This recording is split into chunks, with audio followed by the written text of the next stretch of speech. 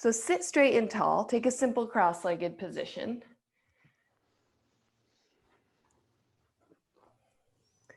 And then take your arms up towards the ceiling, make a big V. Yeah, and bring your fingers together as if you were doing Tadasana. So join your fingers so that you make a knife's edge with your hands. So do just as Eddie's doing. So, yep, there you go. And then reach your fingertips as high as you possibly can. Really go for it. Come on, reach your fingertips a little more. And notice how that lifts your chest, elongates all of your entire spine.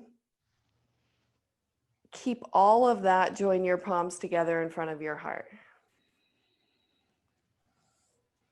Close your eyes from top to bottom and turn your awareness inside.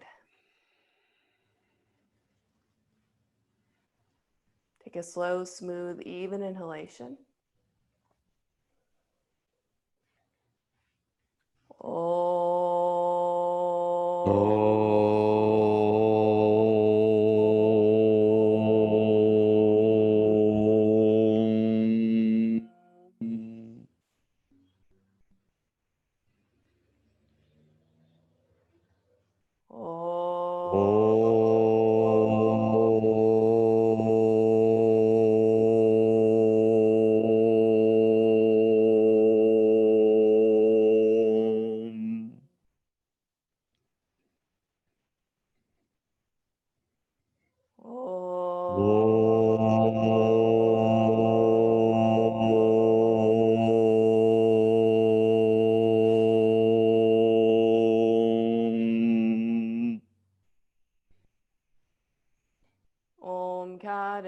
Samyuttam Om Karabindu Samyuttam Nityam Dhyayanti Yoginaha Nityam Dhyayanti Yoginaha Kamadam Moksharam Chaiva Kamadam Moksharam Chaiva Om Karaya Namo Namaha Om Karaya Namo Namaha Om Karabindu Samyuttam Om Karabindu Samyuttam Nityam Dhyayanti Yoginaha Nityam Dhyayanti Yoginaha Kamadam Moksharam Chaiva Kamadam Moksharam Chaiva Om Karaya Namo Namaha Om Karaya Namo Namaha Om Karaya Namo Namaha Om Karaya Namo Namaha Om Karaya Namo Namaha Om Karaya Namo Namaha Om.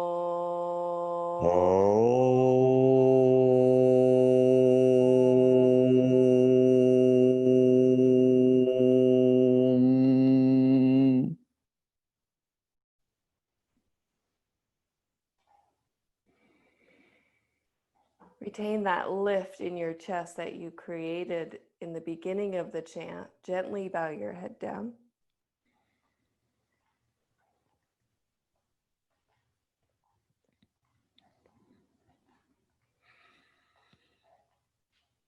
Bring your hands down, palms up.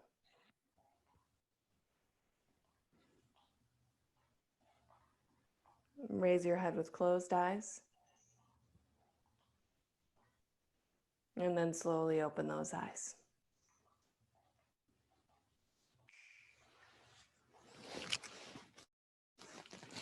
We're starting with prasarita padottana. You need a block and a blanket.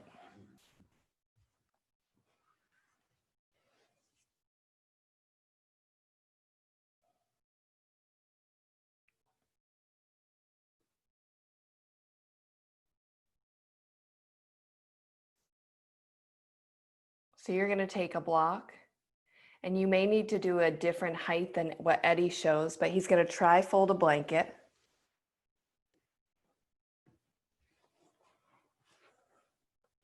And then he's going to place the blanket on top of that block. Now, some of you will need to fold that blanket in half to raise it up like he's showing.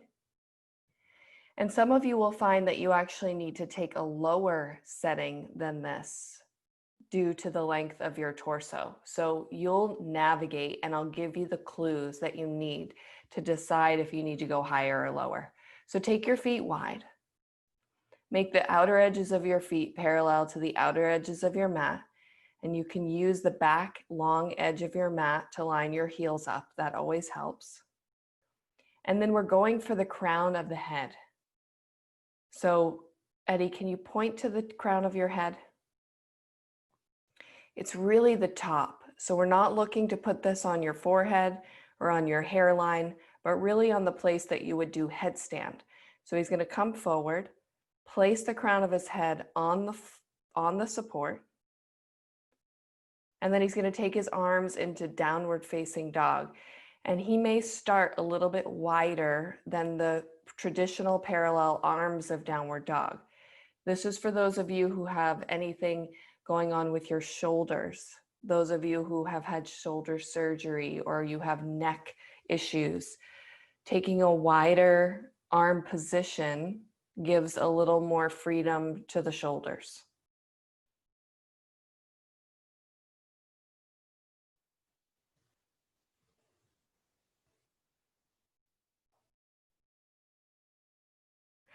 Those of you who don't need to take that wider position, you can bring your arms parallel, and it's easiest to judge the parallel position by bringing your thumb tips to touch that blanket. That's a good measurement. Yeah. To at least find balance between your two arms, because it's not like traditional downward dog where you can look at your hands, but you have to set your head first. So Danielle, take your left arm out to the left a little bit. Yes, right there. Good.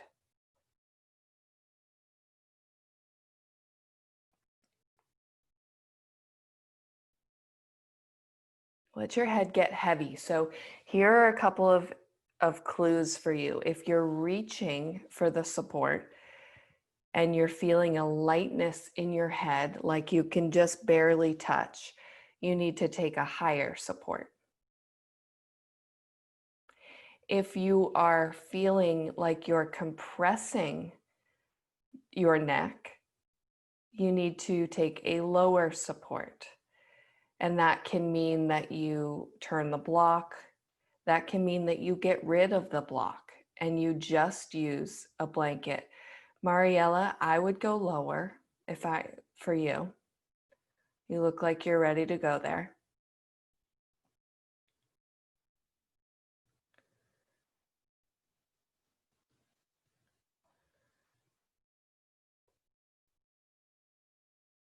And then with your head firm, see if you can reach your fingertips forward and really bring in the qualities of downward dog into your arms.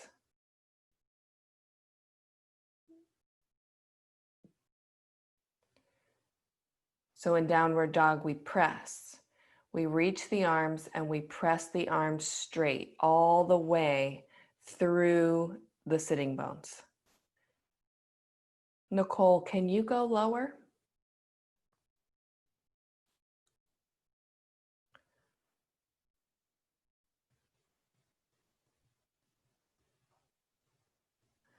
I bet you could even go lower. Just from the shape of your back that I'm seeing, I want you to have more of a extension in your back. Yeah, look at that. There you go. And that's going to challenge your pose, but you're ready for that. So you take in the qualities of downward dog with your arms by reaching, straightening, and then you move to your head. Can you take in the qualities of Shirshasana or headstand in the top of your head? Can you allow your brain to get heavy? Can you release the skin of your face so that it starts to droop or be pulled towards the floor with gravity? Can you resist the temptation to take weight off of your head, but instead allow a little more and a little more. Your legs are on the floor, so you're never going to get that full body weight on your head. But can you release your head, neck, and shoulders to bring weight?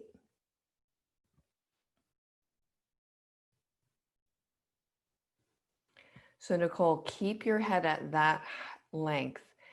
Bring your legs a little closer together. A little more. Yep, keep going. Yeah, now go with the head. Ah, that's your pose right there. And you can go wide with your arms if it's too much on your shoulders to start. That's it. Good. Now bring your awareness, all of you, to your chin, your throat. This is the Sarvangasana part of the pose, the shoulder stand part of the pose. Can you soften your lower jaw? And even let your bottom teeth move back away from your top teeth. In fact, bring the tip of your tongue to the roof of your mouth just behind your two front teeth, softening your jaw even more. And allowing those qualities of shoulder stand to come in, those nurturing qualities of squeezing your thyroid, your throat.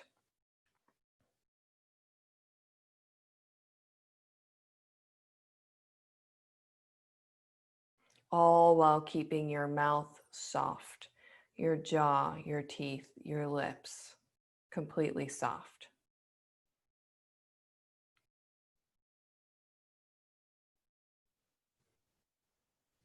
And bring your awareness to your legs. Are they working?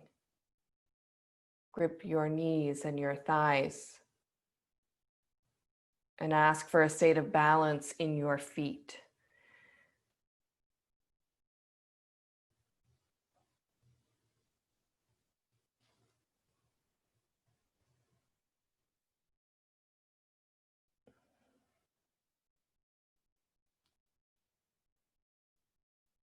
Good. Take your hands underneath your shoulders. Press yourself halfway up. Heel toe your feet together until you're comfortable to stand up. Bring your hands to your hips. Look up. Lift your chest. Come all the way up. That's it. Walk your feet together. Turn your setup 90 degrees so that you can take downward dog. So same head setup, though you may find that you need to change it once you're in here. You're looking for those same qualities that I mentioned. You want to have a firm head, but not a compressed neck. So Eddie's going to set up to go for downward facing dog. And he's going to bend his elbows first. So first he's getting his setup. He's going to raise his setup a little bit.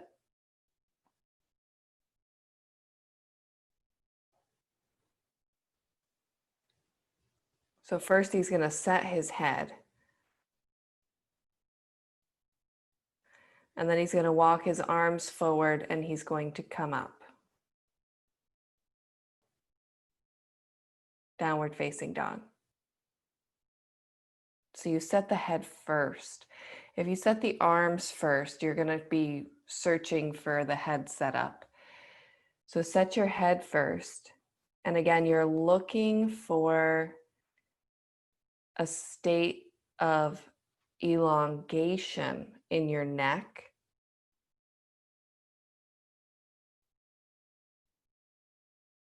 Without compression.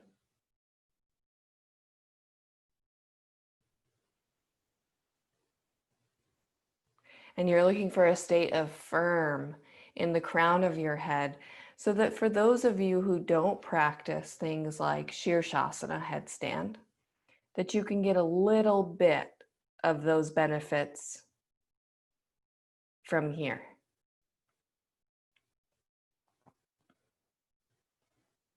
This is a fine variation to practice if you're not going upside down, or if putting your whole body weight on your head is too much.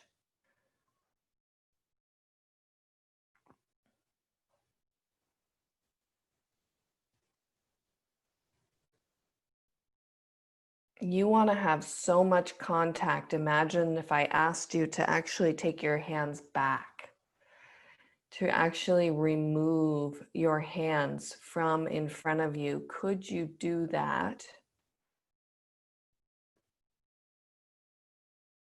And it's a more advanced pose, and it is a pose that we teach actually. And I don't think that we've taught it in our transition to online teaching because it is advanced. But could you work into that direction?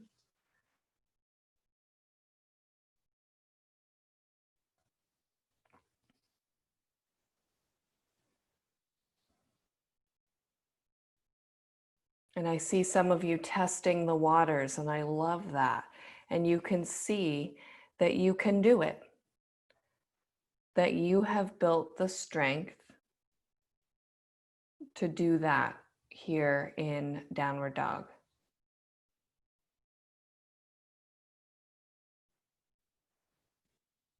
So straighten your legs any amount.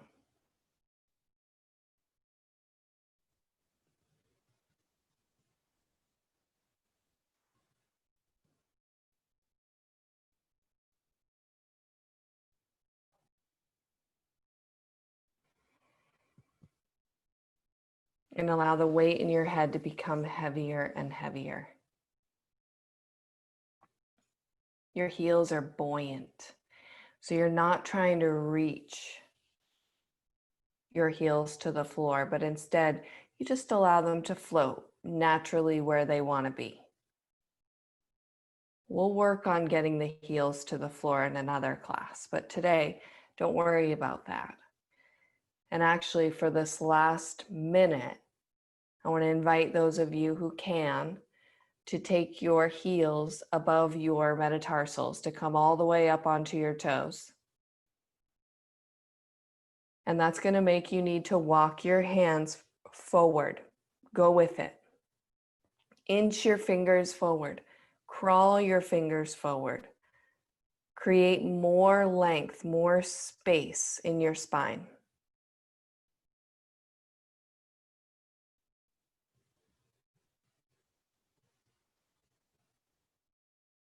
Really good. Lower your heels. Bend your knees to the floor. And come all the way up and out.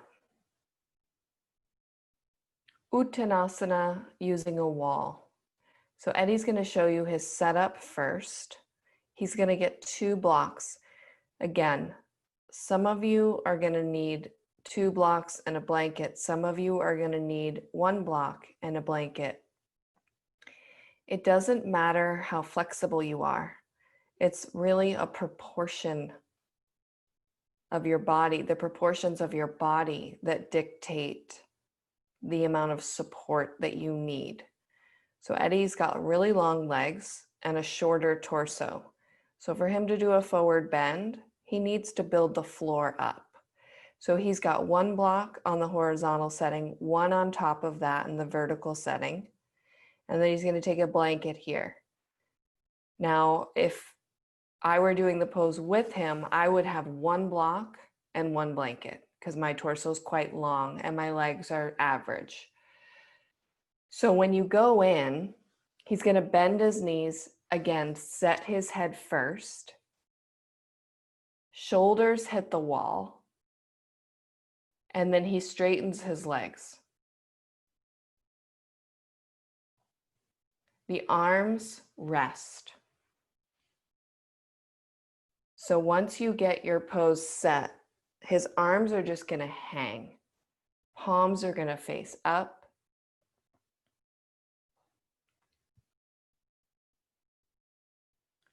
And this is one of the best places to stretch your calves because you are leaning forward in that forward bend. This gives you access to your lower leg. It gives you access to your Achilles and your ankles.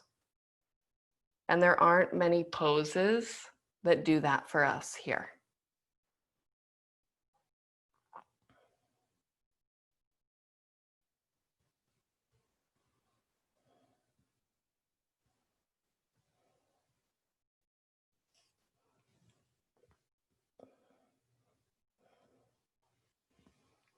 So let there be an angle in the backs of your legs so that you're not standing straight up, so that your legs aren't, if your legs are straight up and down, so say your heels are underneath your sitting bones, I want you to walk your feet back away from the wall. So Madis, walk your feet back. Julie, walk your feet back. Liz, I see you adjusting. That's good. And what that may mean for you is that you need to take the support under your head lower.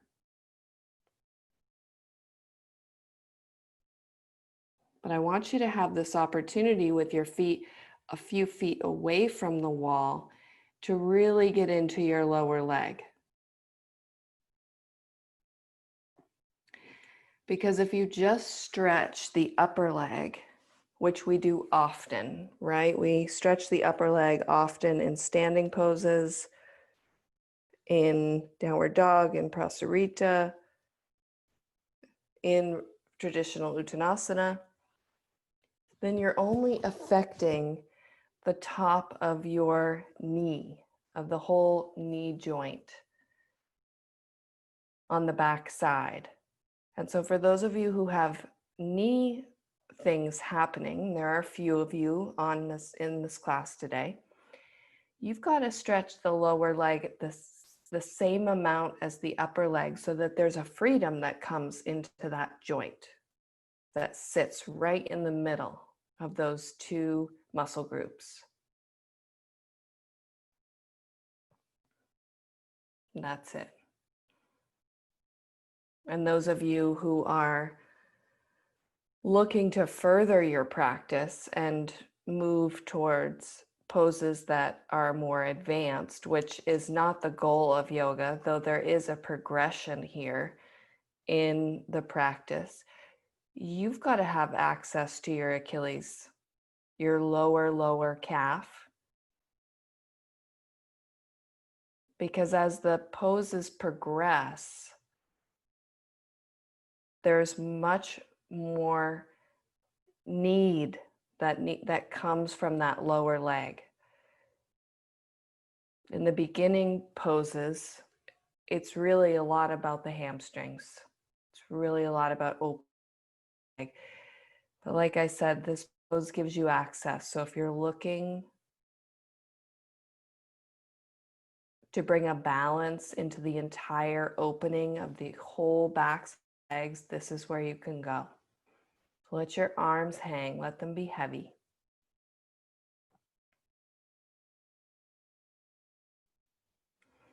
Cece, what happens when you take your support of your head a little lower?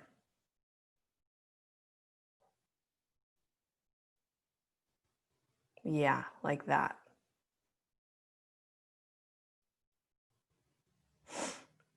Yep, so set your head first, go super low, shoulders, yep. Yeah. That's better on for your back.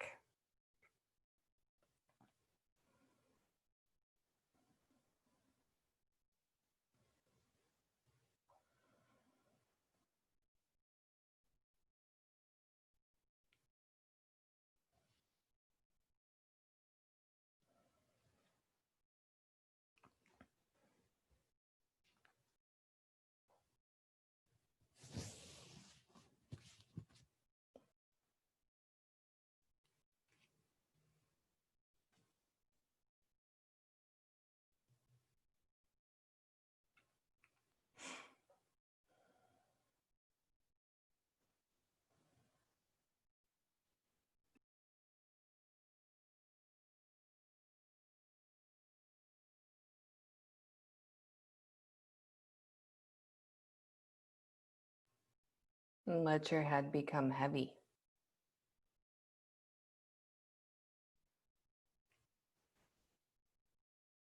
And of these first three poses, I understand that this one can be the most challenging to stay with because the legs are really talking to you. Bring your awareness to your breath. We're just going to stay another minute more. So I want to ask you, I don't want you to take your legs fully in so that your heels are under your sitting bones. That's not the point. We're not looking for your deepest, most compact forward bend. But can you now reach back, grab one heel at a time, and pull your feet in just a couple of inches today? Just walk them in a little bit closer. Those of you who are already super close, you don't need to do this.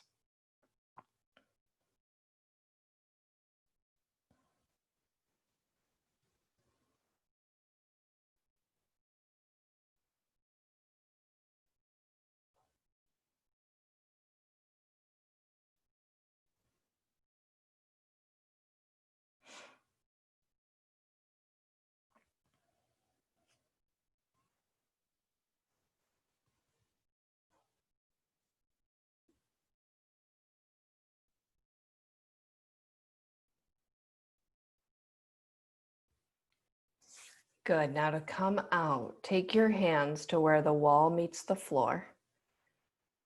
Bend your knees. Walk your hands up the wall so that you don't hit your head. As you come up to standing, I want you to join your feet, keep your hands on the wall, open your eyes, and stand in Tadasana. So you can keep your hands on the wall just to keep yourself centered.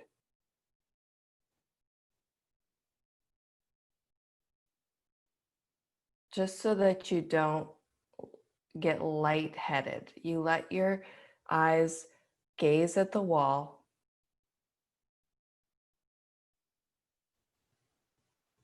And you let your head clear.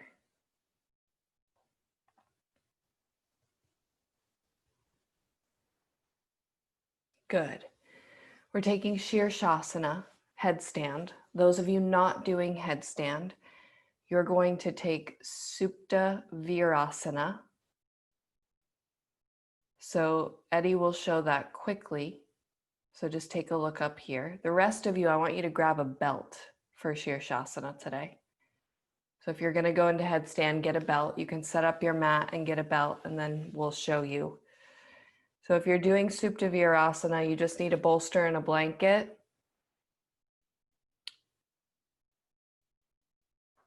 Blanket for the head. Eddie, you can just use that blanket for the head, just to show it.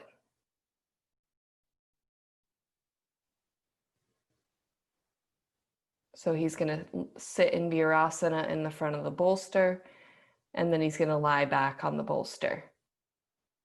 If Virasana is not accessible for you, then you can do straight legs and lie back over the bolster. So that's your option if you're not going upside down. Okay, Eddie, you can come up. For those of you doing headstand, I want you to take that belt and I want you to measure it so that it's as wide as your shoulders, and it's the front of the shoulders. So it's just like we measure the hips. It's not the outer skin of the shoulders. It's actually the fronts of the shoulders. And then you're going to take that belt and put it on your elbows, below your elbows, closer to your wrists than to your shoulders. And you want your belt to actually be a little bit tighter than shoulder distance. So since you measured it, I want you to pull it tight just an inch. Don't overdo it, just an inch. An inch is not that much, 2.5 centimeters. That's it. Good. And then you're going to set up for Shirshasana. So set your hands. Eddie can go right up against the wall or right in front of the wall there.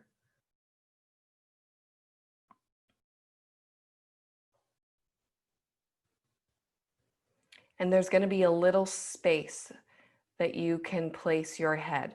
Your forehead may even come into contact with that belt. It's highly likely that it will. So you take the belt, set your hands on the floor,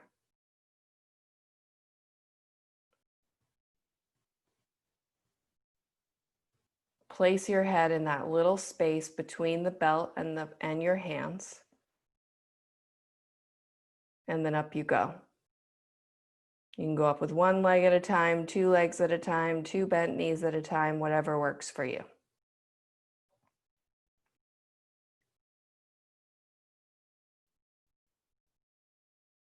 That's it. Up you go.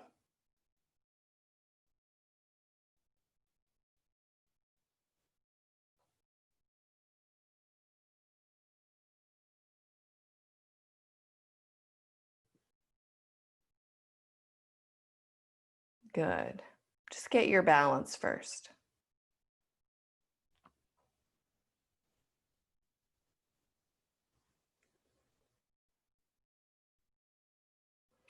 Now the belt is here to inform you about your shoulders, but the belt is also here in a way that it will assist you in your pose in terms of one, balance, two, taking your shoulders away from your ears. It makes that much easier because you don't have to control your elbows from moving out to the sides. Danielle, can you come down and loosen your belt just a little bit?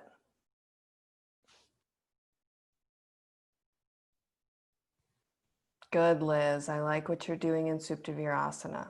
Really good.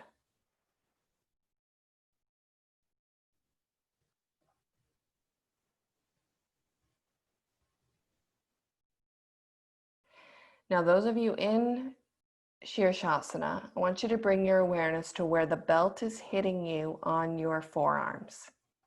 So you're just bringing your mind there. You're just bringing your intelligence there.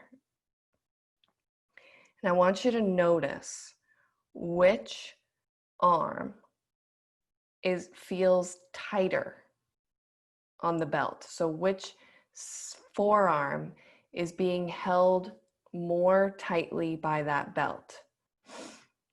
There's one forearm that's pulling the belt. There's one forearm that's moving away from the belt. This is informing you about how balanced your shoulders are in Shirshasana today. So the side of your belt that's pulling more, that shoulder is doing more work. And the side of the belt that feels a little lighter against your forearm, but the forearm is moving away, that shoulder is retracting. That shoulder is not as involved. And for those of you who've had shoulder surgery or you have injuries in your shoulders, it's probably very likely that the one that's not involved is the one that you have the injury on. See if you can balance the tension in the belt so that it's evenly pulled on both sides.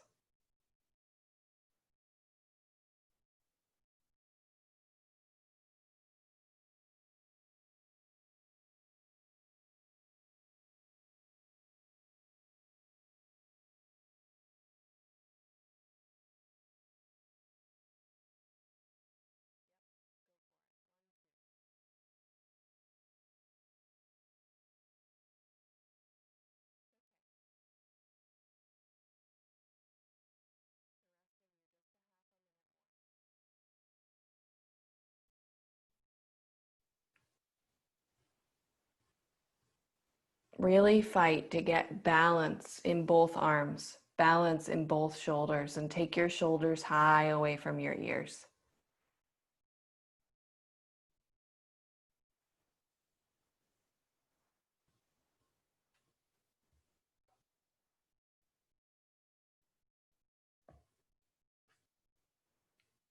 Good. Come all the way down, all the way out. Take pose of a child. Take the belt off. Take pose of a child. Big toes touch. Knees wide. Those of you in Supta Virasana, come up. Come forward and take Uttanasana or Ardha Uttanasana. So bring your hands to the floor, straighten your legs, grab that bolster, and just put your hands on that bolster so that your back is long. So you're not taking a full forward bend. The rest of you, pose of a child, take your arms back.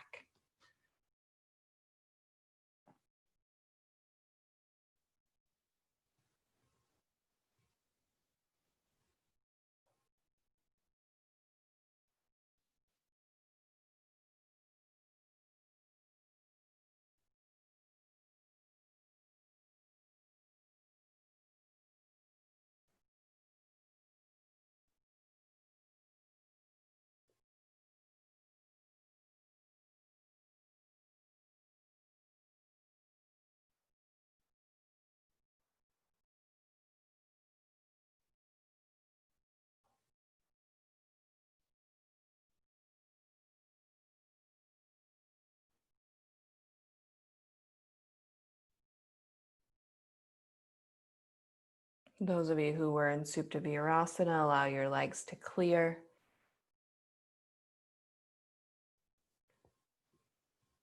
Those of you who were in Shirshasana, let your head clear.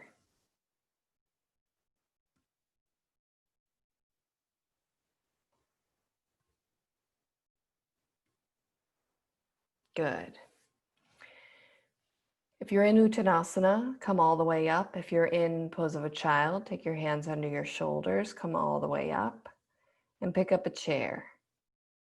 You do need a yoga chair for this next sequence of poses. So if you don't have a yoga chair, the variation will be Supta Baddha Konasana.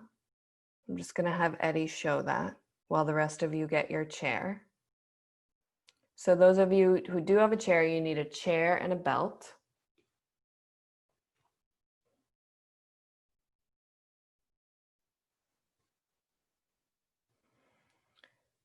Those of you not doing the chair, you need a bolster, a belt, and a blanket. You're simply going to take the blanket for a pillow. You'll take the belt around your head.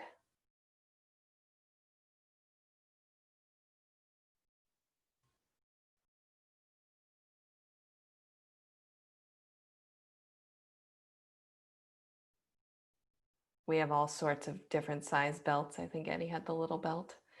So belt goes around your head, around your waist, and then around your outer feet. Bottoms of your feet come together, and then you lie back in Supta Baddha Konasana. So you'll start here, and then I'll have you straighten your legs about halfway through. But what I'm seeing on the screen is that pretty much everybody here, most of you have a chair. So Eddie, come on and come up.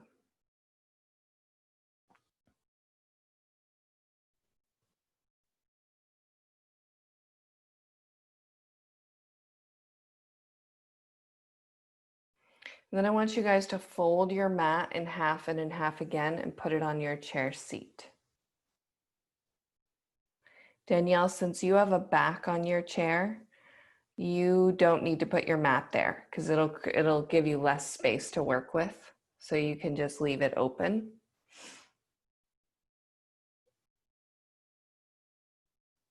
And then today we're gonna just step through the front of the chair. So we don't need to go through backwards. So we'll step through the chair just like you normally would to take a chair back bend. So you carefully step through.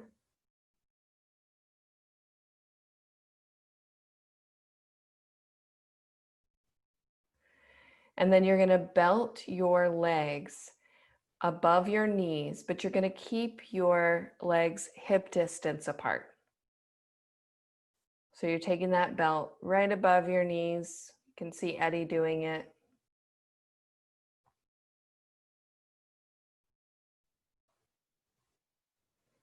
But you're gonna look down and you're gonna see that your feet are hip distance apart. And you belt just enough so that your knees are hip distance apart. And the belt is there for you to push out into. And when you push out into the belt, you broaden your lower back band. Now watch Eddie. He's going to go down. And he's going to bring his body all the way through the chair. And Danielle, you'll do the best you can. I think you'll have space. Until just his head hangs off. So we're going to do what we call 4 levels, and we may do 5 levels. And over time, so watch his buttocks. His buttocks right now sinks, but you've got to press your feet and lift your buttocks. So you grip your buttocks, you lift your buttocks. So you're not a sinking ship. You're working. And then I'll ask you to slide yourself back on the chair 1 inch. So we'll start here, and then you're going to slide. Go ahead and slide, Eddie, just to show them. So you slide a little bit to the top shoulders, and then you'll stay there. And if you have a collar on your shirt, you've got to release the collar. And we're going to slide a few times, 4 or 5 times while we're in this pose. So why don't you all start with just your head hanging off. You get the gist. I'll walk you through it.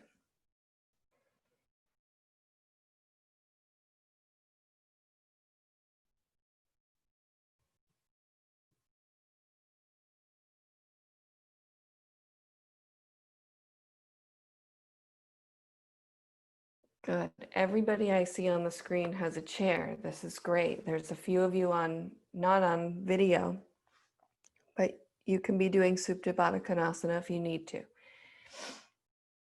So the neck hangs off. So those of you who have the worst of necks, this is a great place for you to come, where just your C7 is held on the chair seat, but your neck gets to waterfall back. That's it. And you keep your hands on the bar for now, but I want you to really work your legs. So press your knees out into that belt. Yeah, and lift your buttocks. Grip your buttocks from the outside in. Lift your buttocks up so that your pubic bone moves towards the ceiling. L, walk your feet towards the chair a little bit and then lift your buttocks. Yeah, even your lower back might come off the chair. That's okay. Good. So it's a lot of work, you guys. The thighs wear out faster than anything else, and that's why we've given you the belt, so that you can have a little bit of help at least.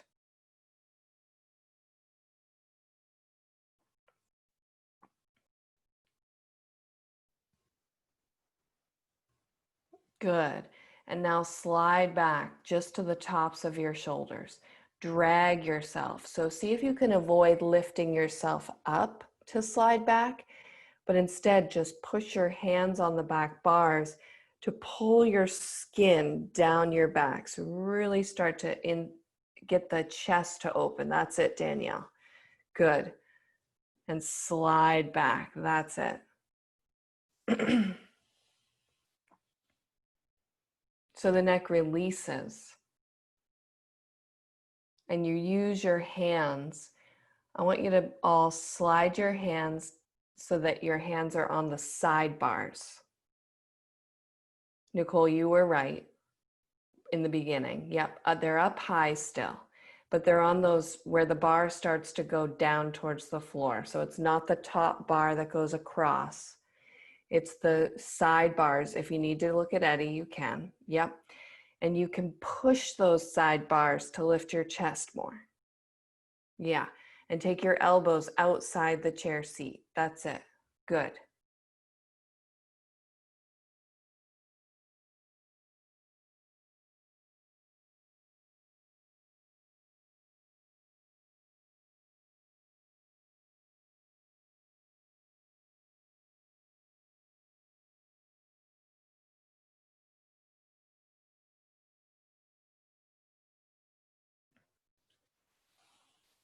And now slide a little bit more so you come to the mid shoulder.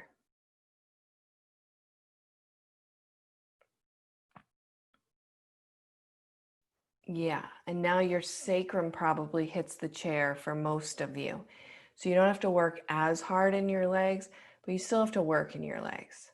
Still want you to be pressing your feet, pushing your knees out into the belt. It's not just there to make the pose easier on you. That belt is there when you push your knees out. It broadens, it widens, it brings space into your lower back. And you want that. You want that space, especially those of you who struggle with your SI joint, because that gives space for the SI joint to go back where it belongs. Good. Slide a little bit more. Bottom shoulder blade tips on the chair. Buttocks on the chair now for all of you. Yep.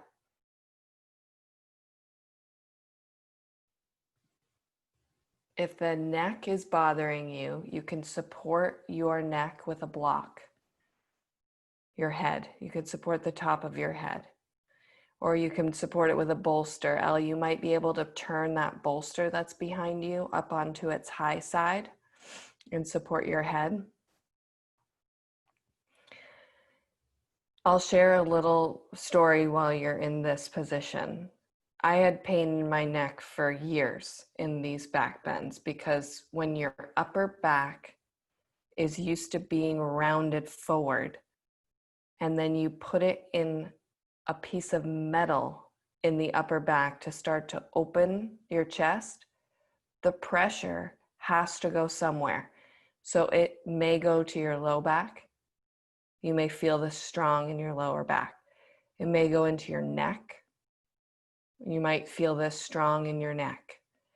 Or if you're like me, you feel it in your lower back and your neck. So if you can tolerate this, it will change your life. If you can stay with it, it will change your life. And if you do choose to support the top of your head, it's really the top of your head, not the back. So you want to have it be in the same spot we had it in the first three poses.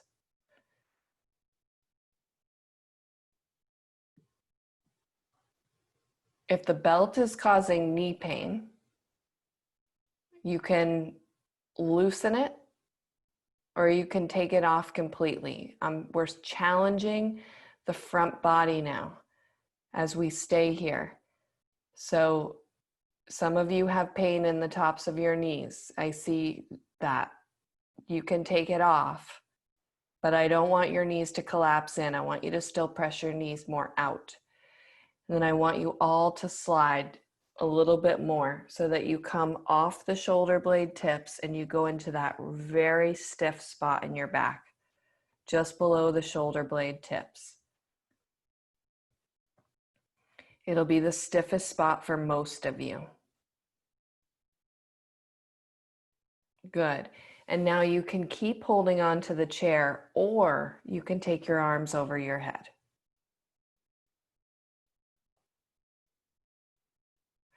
So Danielle, go more on the chair. So right now you're in your flexible spot. So I want you a little higher. Yep. You might need to hold on to the chair because you don't have a mat on there. Yeah, go right in that stiff spot. And then if you're still holding the chair, I want you to slide your hands down those bars until you go to where the legs meet each other. Danielle, you're there. The legs meet each other right above the chair seat. Yep. And I want you to pull down on those bars and open your chest more. And really grip the muscles of your upper back and open your chest more.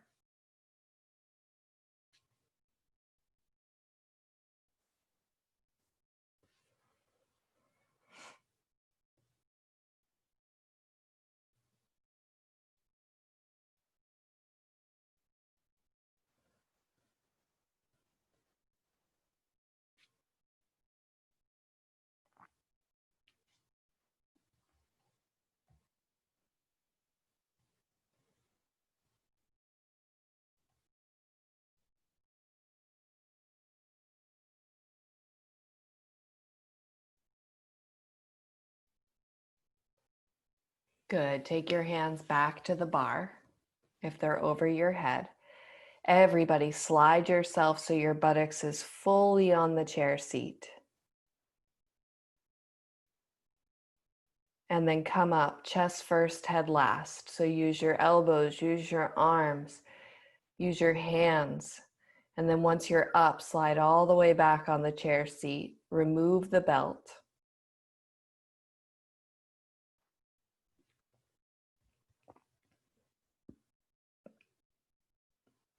And just stay there for a moment.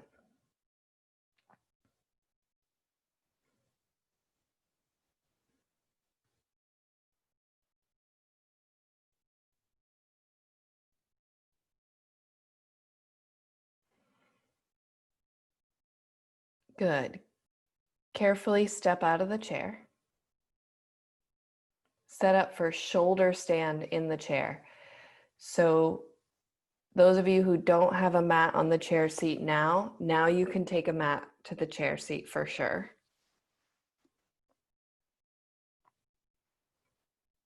And then you can either use a bolster for your shoulders or you can use blankets. That'll be up to you. Those of you who are not going into shoulder stand, you're simply going to lie on a bolster with straight legs. So you're going to take, so either those of you on your cycle or those of you who don't do shoulder stand, you are going to lie down with a bolster and a pillow for your head, as if you were going to take Shavasana with a little bit of height. The rest of you, if you need to watch Eddie, he'll demo how to get in here. So you're going to sit on the chair seat, and then you're going to swing your legs over the back bar.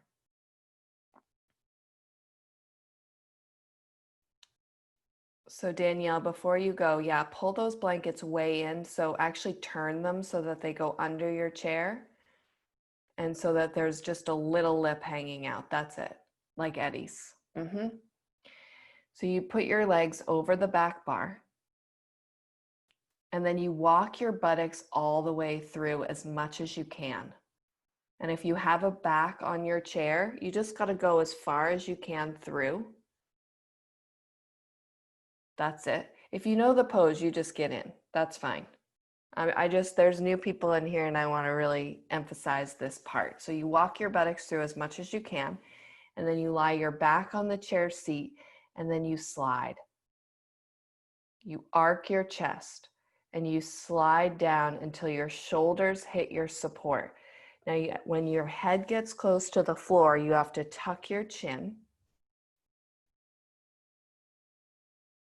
Yep, keep going.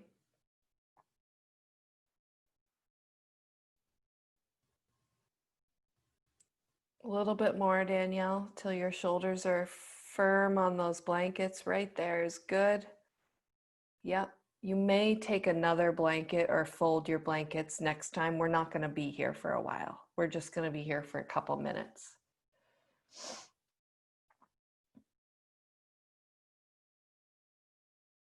Now you can take your arms. Once you're in shoulder stand, you don't want to turn your head.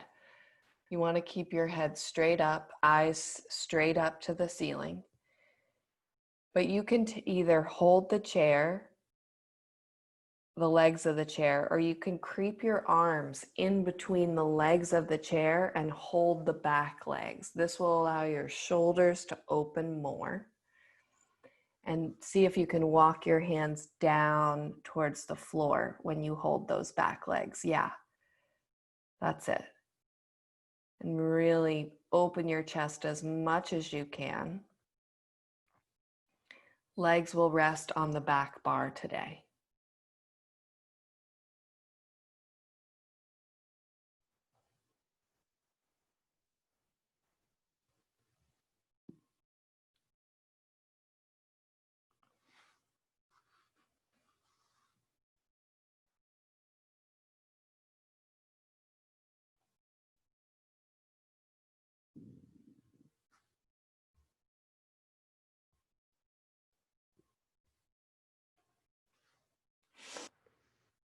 Squeeze your legs together.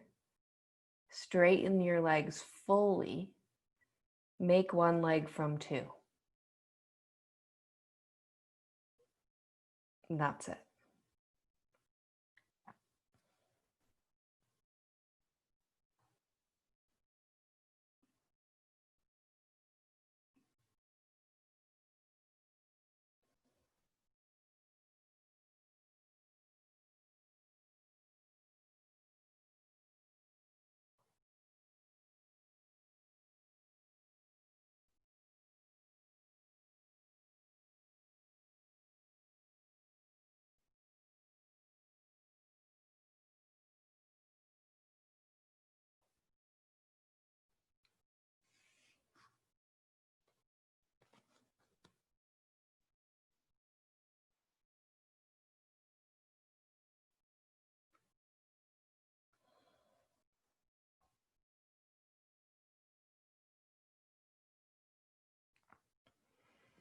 Good. Now, very slowly.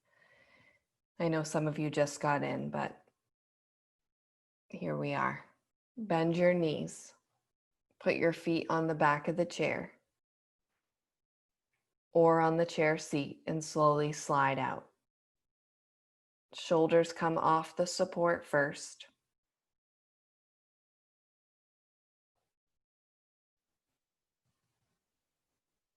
So your pelvis, lower back is supported. And then you support your calves on the chair seat. We're just going to take a couple of minutes here in Tadaka Mudra. I'm going to keep you just a minute over so we can give you a moment here.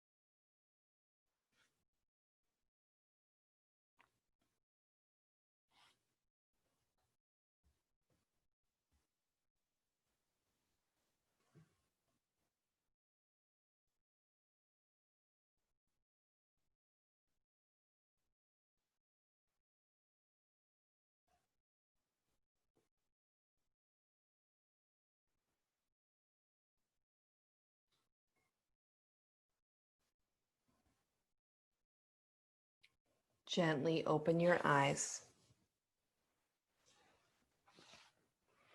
Bend your knees into your chest and roll to your right side. Come all the way off that support. Continue rolling, pressing yourself up, and find a simple cross-legged seat.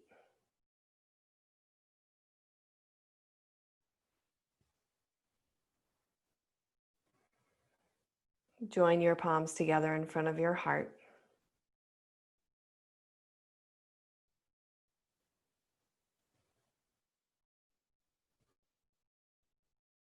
Take a deep inhalation.